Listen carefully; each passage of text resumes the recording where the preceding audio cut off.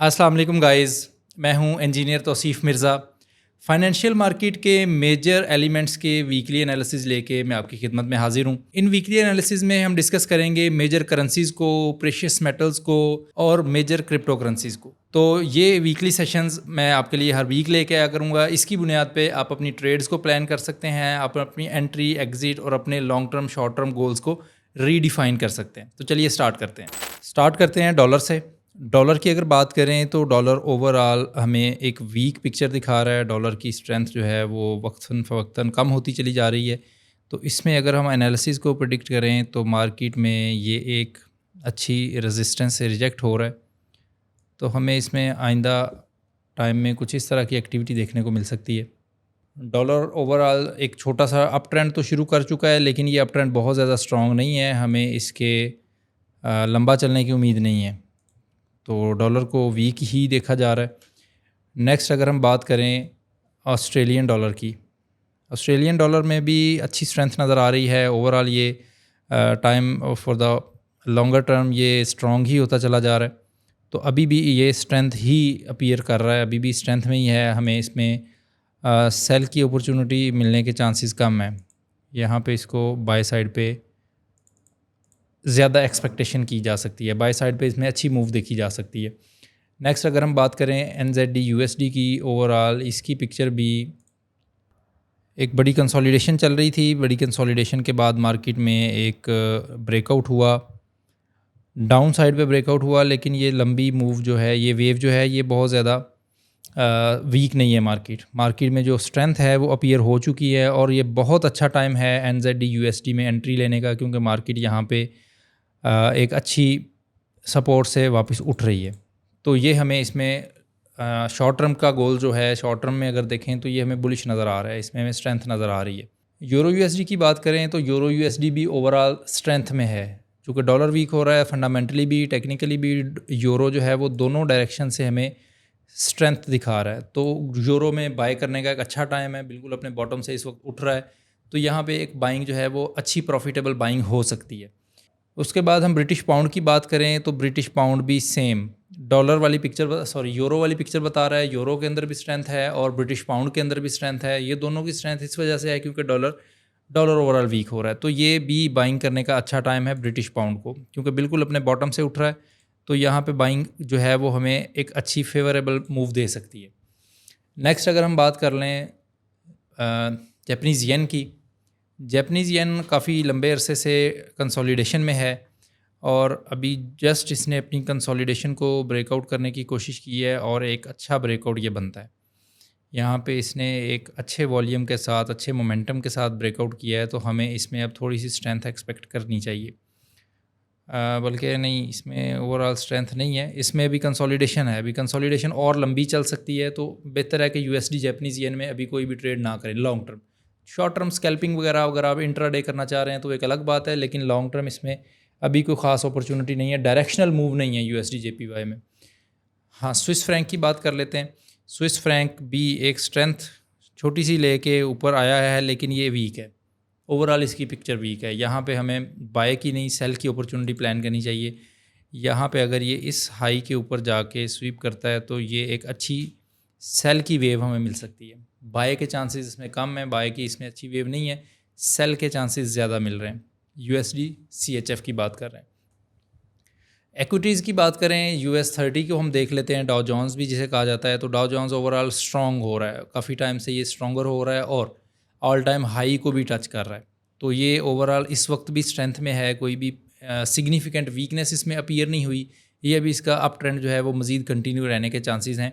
अगर यहाँ पे इसको प्रोजेक्ट किया जाए तो कुछ इस तरह की एक्टिविटी हो सकती है, बल्कि नीचे आने की कोई ख़ास उसके पास रीज़न मौजूद नहीं है।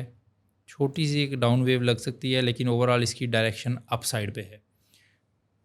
डाउ जोन्स की अगर बात करें तो डाउ जोन्स ओवरऑल काफ़ी टाइम से स्ट्रॉन्ग से स्ट्रॉन्गर होता जा रहा है और देखें तो ये अपने ऑल टाइम हाई को भी टच कर रहा है। तो ये स्ट्रेंथ जो इसमें आई हुई है ये अभी ख़त्म नहीं हुई, ये स्ट्रेंथ अभी इसकी कंटिन्यू है। तो इसका मतलब अभी ये मज़ीद ऊपर जाने के चांसेस हैं। अगर इसको प्रोजेक्ट करें तो कुछ इस तरह से एक्टिविटी बनेगी, यहाँ तक आने के चांसेस हैं। उसके बाद ये वापस अपने ऑल टाइम हाई की तरफ चला जाएगा डाउ जोन्स। और इसी तरह अगर हम US 500 की बात करें, जिसे S&P 500 भी कहते हैं, तो ये भी बहुत अच्छी स्ट्रेंथ शो कर रहा है। तो इसमें भी कोई चांसेस नहीं है नीचे आने के। इसमें भी इस वक्त जो है वो बाइंग, एक अच्छी बाइंग हो सकती है। तो इसमें ज़्यादा चांसेस हैं ऊपर जाने के, शॉर्ट टर्म भी और लॉन्ग टर्म भी। तो दोनों तरीक़ों से आप अपनी ट्रेड्स को प्लान कर सकते हैं। ये ओवरऑल स्ट्रॉन्गर वे में चल रहा है इस वक्त।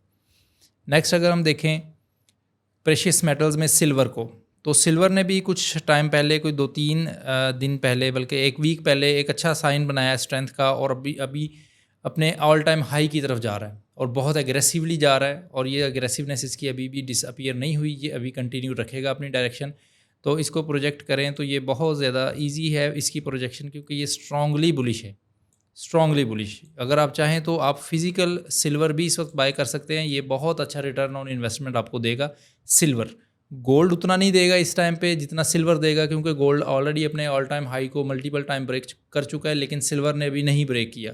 सिल्वर ने अभी 1, 2, 3 टाइम्स अपने ऑल टाइम हाई को ब्रेक करना है। तो अगर आप इस टाइम पे जंप इन करते हैं सिल्वर के अंदर, तो ये बहुत अच्छी अपॉर्चुनिटी होगी।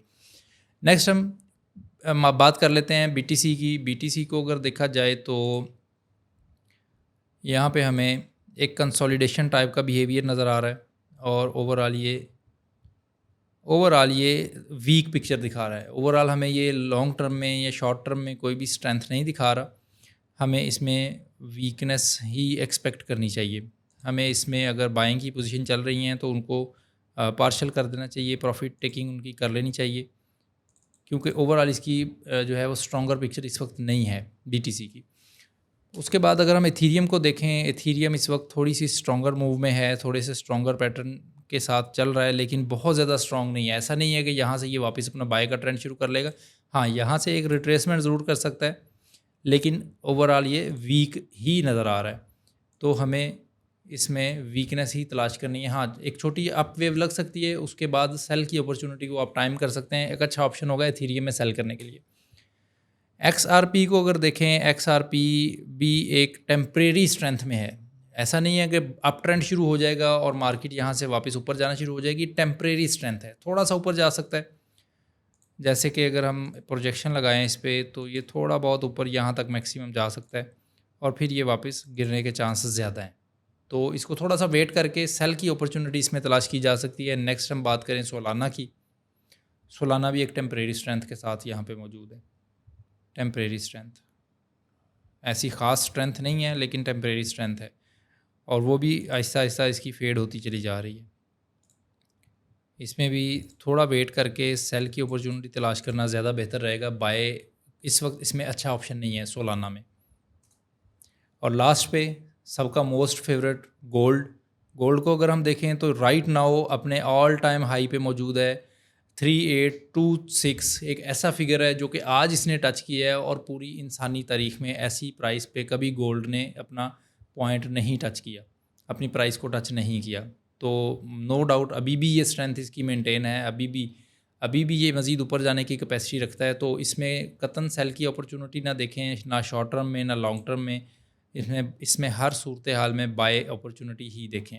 तो ये एक छोटी सी वेव रिट्रेसमेंट की आ सकती है, उसका इंतज़ार करके आप इसमें बाय साइड पे अपनी ट्रेड को प्लान करें, चाहे फिज़िकल करें, चाहे ऑनलाइन करें, लॉन्ग टर्म करें, शॉर्ट टर्म करें, लेकिन सिर्फ़ और सिर्फ बाय प्लान करें गोल्ड में। तो गाइज़ ये थे इस वीक के एनालिसिस। उम्मीद है आपको समझ आई होगी। आप इस एनालिसिस की बुनियाद पे अपने long term, short term entry, exits को प्लान करेंगे। और अगर आप ऐसे एनालिसिस करना सीखना चाहते हैं, मेरी मेंटोरशिप हासिल करना चाहते हैं, तो लिंक डिस्क्रिप्शन में मौजूद है। तो अगले वीक में मिलते हैं अगले एनालिसिस के साथ। मार्केट की नेक्स्ट एक्टिविटीज़ को लेके आएंगे, देखेंगे क्या मार्केट हमें अपॉर्चुनिटीज़ प्रोवाइड करती हैं। तब तक के लिए मुझे इजाज़त दें। थैंक यू, अल्लाह हाफिज़।